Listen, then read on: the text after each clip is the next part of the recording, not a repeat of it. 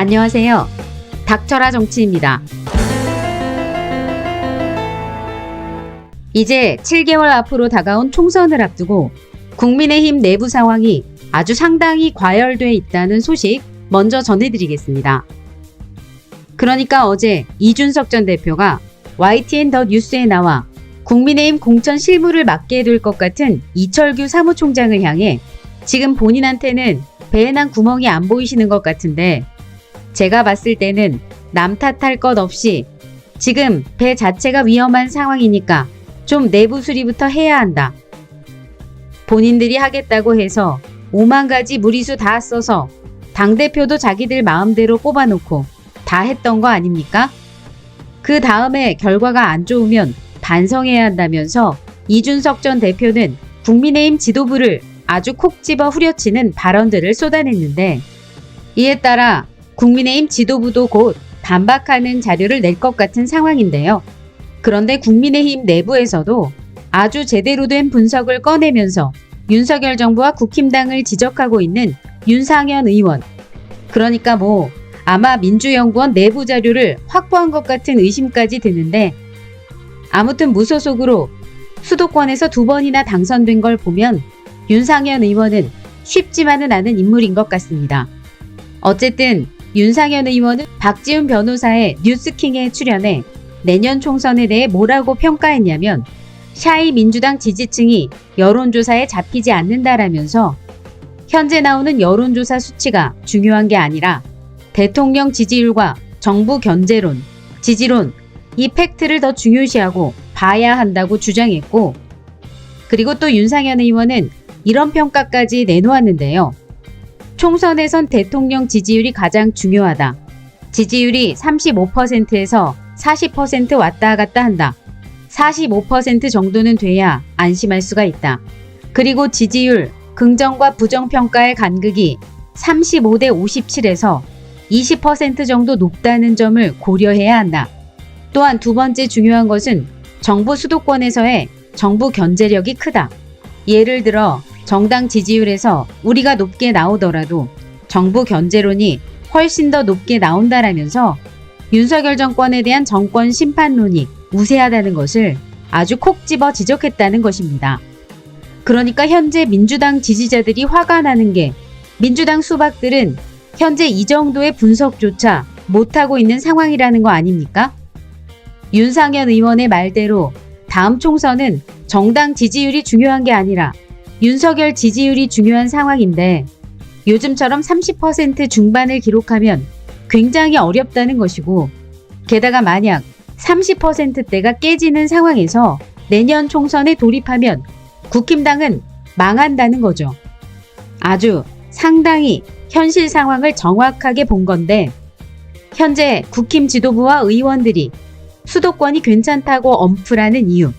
그래야만 수도권에 있는 검사들이 자신 있게 출마할 수 있기 때문 아니냐는 겁니다. 아니 어렵다고 하면 누가 사표를 내고 수도권에 출마하겠습니까? 자신의 지역구로 나오려고 하겠죠. 이와 관련해 최근 여론조사에 대한 분석 영상 전해드리고 이어가 보겠습니다. ARS와 네. 전화 면접에 민주당 지지율 격차가 20%예요. 네. 20%라는 건 이거는 과학이 아니란 말이죠. 이 정도 차이가 벌어지면 이유에 대해서 이제 고민해봐야 그러니까 되는데. 이유가 그 정치 현안에 대한 정부의 실정이라든가 이런 관련된 질문들을 해야 하는데 예를 들면 지금 같은 경우 아까 얘기했던 해병대원에 대한 사안이라든가 이런 것들 다뤄야 하지 않습니까? 예를 들면 그런 부분들에 대한 묻는 질문이 없습니다. 없다 보니까 특히 이제 MBS 질문 같은 경우 주로 이제 정부의 정책을 좀 홍보하는 느낌이 드는 그런 문항들이 대거 이렇게 포함되어 있고 민감한 정치 현안은 중간에 끝난다는 거죠. 그러니까 진보층이 중도의 그 응답을 거절하는 비율이 많기 때문에 결국 최종 결과를 보면 보수층이 굉장히 많이 잡히거든요. 그런 이유가 제일 큰 거고 그다음에 할당의 문제도 있습니다.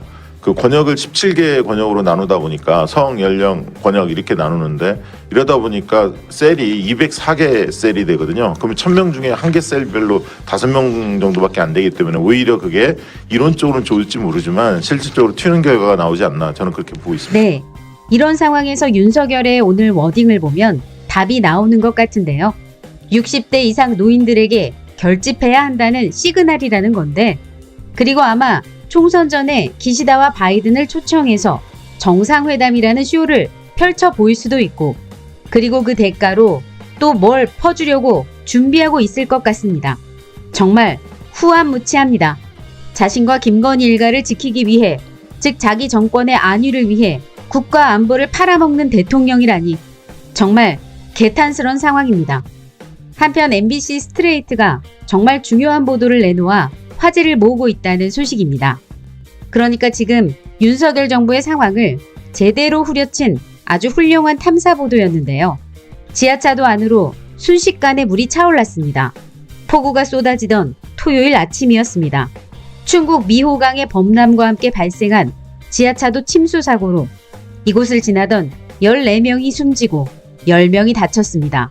하루 전부터 위험을 경고하는 신고가 이어졌지만 정부와 지자체들은 미리 대응하지 못했고 사태의 심각성을 깨닫지 못했거나 아니면 알았지만 권한받기라는 게 이유였습니다. 이와 관련해 충북지사의 망언이나 또는 대통령실의 발언은 국민적 분노를 일으켰고, 해당 사항은 마치 12구 이태원 참사 당시 이상민 행안부 장관이 했던 망언을 떠오르게 했습니다. 정부와 국가에 대한 시민들의 신뢰가 흔들리고 있습니다. 생명과 안전을 지켜줄 것이라는 믿음에 균열이 가고 있는 것입니다. 그래서 SNS에서는 무정부 상태 또는 각자도생이라는 해시태그가 유행처럼 번지고 있습니다. 그러니까 이런 상황을 오늘 MBC 스트레이트는 온라인 공간에서 나타나고 있는 무정부 상태, 각자도생 키워드 현상의 이면을 취재한 겁니다. 그리고 MBC 스트레이트는 온라인 게시물 수만 건까지 심층 분석하면서 시민들의 마음속에 자리 잡은 불안의 실체까지 파헤쳐냈다는 것입니다. MBC 스트레이트는 각종 참사를 수습하는 과정에서 보여줬던 윤석열 정부와 정치권의 문제점까지 파헤쳐봤는데, 참사가 발생할 때마다 개선책을 내놓기는 했었지만 현장에선 과연 체감할 수가 있는 것일까?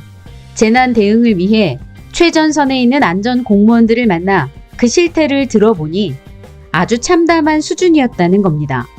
그러니까 우리나라 언론들이 정말 제대로 된 언론들이라면 사실 이런 부분들을 집중 보도해야 맞는 거 아닙니까? 만약 문재인 정부 때였다면 이태원 참사 하나만으로도 끝장이 났을 정도로 국민의힘과 언론들이 난리를 쳤을 상황으로 보입니다. 그런데도 요즘에는 미세먼지가 심해졌는데도, 그리고 코로나19는 다시 확산되고 있는데도 우리나라 언론들 일절 말 한마디 안 꺼내고 있는 아주 더러운 현실이라는 겁니다. 결국 나라가 망하게 되는 일이 생긴다면 그 핵심 중에 핵심은 바로 언론에 있다는 것이 아주 확실하다는 거죠. 이와 관련해 유시민 작가의 분석 안내해드리면서 이번 방송 마치겠습니다. 이제 조민 씨가 어저께 소송을 다 철회한다고 얘기를 하고 맞아요. 그냥 이제 밑바닥에서 새로 시작하겠다 예, 부산대 이렇게. 고려대 입학 취소 소송 취소된 것에 대해서 불복 소송 냈던 걸 취하하겠다. 예. 그러니까 이제 학력이 공식적으로 고졸되는 거예요. 맞아요. 예. 저는 이제 그 가족이 기독교에서 말하는 번제, 그러니까 불태워서 제물로 올리는 그런 처지가 됐다고 생각해요. 몇 년 동안. 근데 지금 이 소위 조국 사태 또는 뭐 조국의 강 어쩌고 하는 이 논란에서 사용한 방식을 보면 저는 이 귀스타프 르봉이 이 책에 묘사한 그대로였다는 생각을 지금도 해요. 이 결론이 뭐냐 짧게 말씀드리면, 착한 사람인 양 행동했는데 뒤를 털어봤더니 완벽히 착한 사람은 아니었다. 고로 넌 나쁜 놈이야, 위선자야, 이렇게 한 거예요. 그 대신에 누구를 뽑으라고 했냐 하면 착한 척조차 하지 않는 못된 놈을 뽑으라고 한 거예요.